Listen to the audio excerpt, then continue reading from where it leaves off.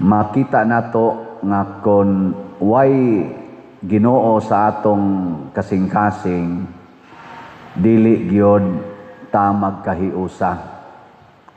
Mao na nga ang mga Sadusiyo ug mga Pariseo gabarog sa ilang personal nga pagtuo. Ang mga Sadusiyo moingon way pagkabanhaw, ang mga Pariseo moingon naay pagkabanhaw.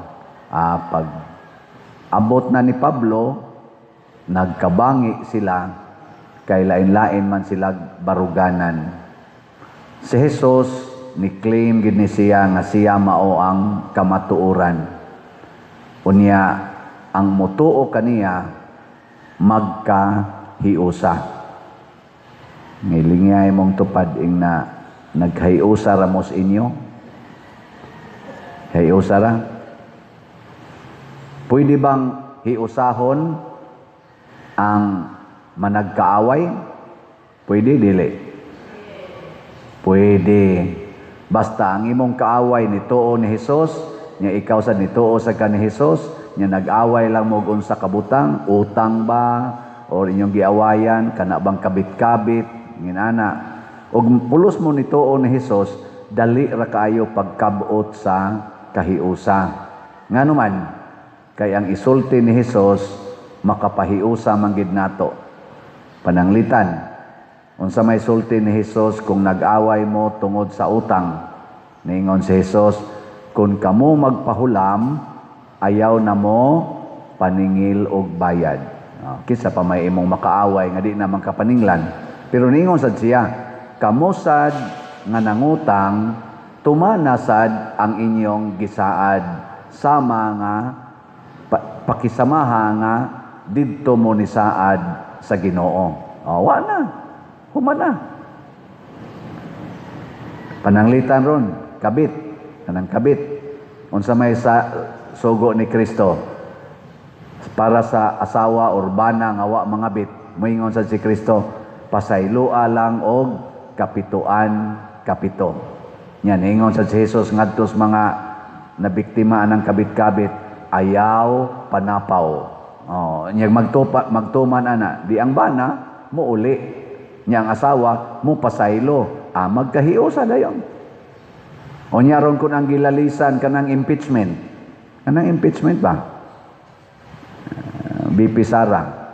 Unsa may sugo sa ni Kristo, nituos BP Sara sa Ginoo, nituos sa mga prosecutor sa Ginoo, hastang Senate nituo sa Ginoo, adali kay na sila magkahiusa. Nga naman, moingon raman ang Ginoo, ang kamatuoran maoy muhatod ninyo sa kagawasan. Og tinuod gyud nga nagdispalko si BP Sara, ang kumandiha moingon raman nga iuli. Iuli. Unya unsa man say buhaton sa prosecutor og nakadispalko gyud, iuli man. Iuli man. Why impeachment? Pasayloon.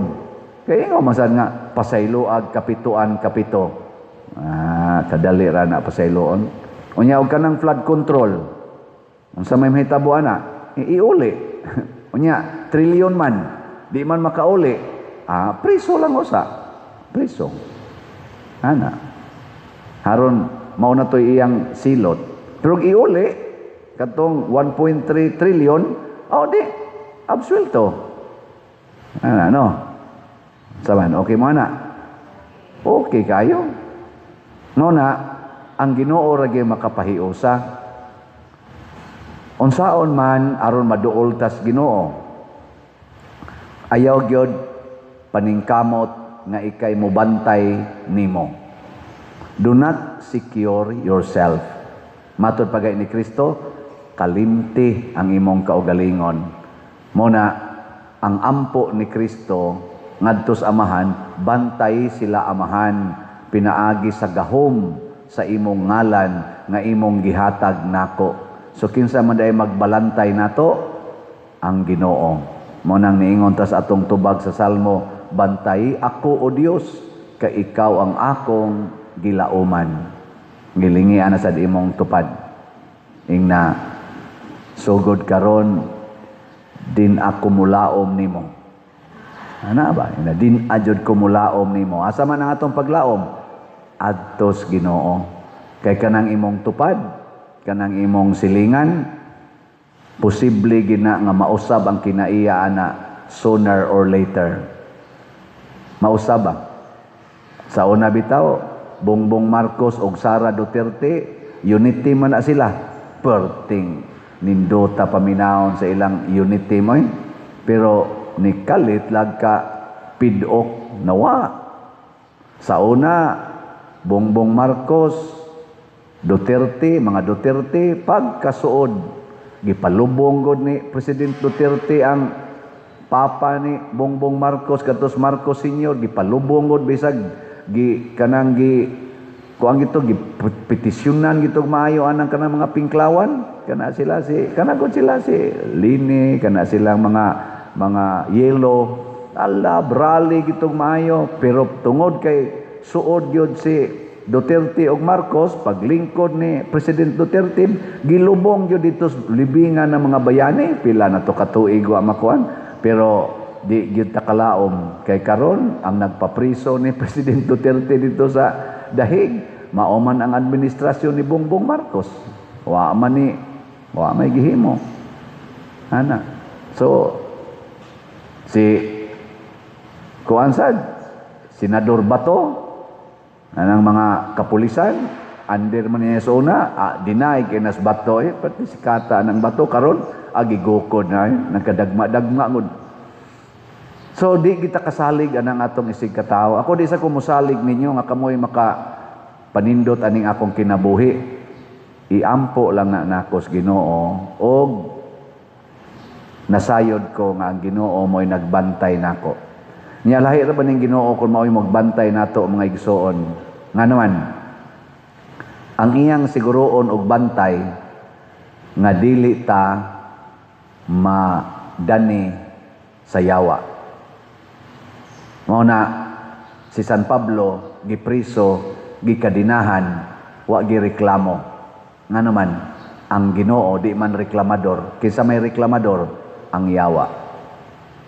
Padayon lang siyang gipriso. Tanawa, giunsas Ginoo pagbantay si San Pablo, wa niya pagawasas prisuhan. Gibalik siya balhog sa prisuhan, ug nagpakita ang Ginoo niya og niingon, ayaw kabalaka, sama nga misaksi kanako dinhi sa diyang giunsa to pagsulti. Ayaw kahadlok, ingon nga nagasaksi ka kanako dinhi sa Jerusalem, musaksi ka usab kanako didto sa Roma. Pasabot ang pagkapriso ni San Pablo, ipadayon gyud didto sa Roma. Og tinuod gyud, napriso gyud San Pablo dito sa Roma, og didto gyud siya naputlas iyang liog sa Roma. Og gibantayan pa gyud siya sa Ginoo nga kanang pinariha sa atong tawhanong pagbantay. Muingon gini si San Pablo, Lord, pagkawasala sa tingay ko diri Lord, o di na lang sa kumuadtong Roma Lord. Ana, no? Pero tungod kay si San Pablo mituo mas Ginoo, nahibaw sad siya nga mas importante ang pagsaksi sa Ginoo kaysa iyang lawasnong kagawasan. Muna kita sa unta, muingon sa unta ta, mas importante ang pagbarog sa kamatuoran diha ni Kristo kaysa kahayahay o katagbawan nga lawasnon. Muna iampo nato karon sa kalibutan ang mga tao nga nagbarog sa kamatuoran, kana bang kamaong muhigugmas mga kabos, nga bisan pag gidaog-daog na sila, gilutos na sila nini mga bakakon, labi na din sa tong nasod kini mga kawatan, mga bakakon nga siging lutos sa mga nagtinarong, siging panggipit sa mga tao nga mutugas kamatuoran. Hinaut unta lig-onon sa Dios ang mga matarong og pailhon sa ilang sala og sa ilang silot ang mga buangon.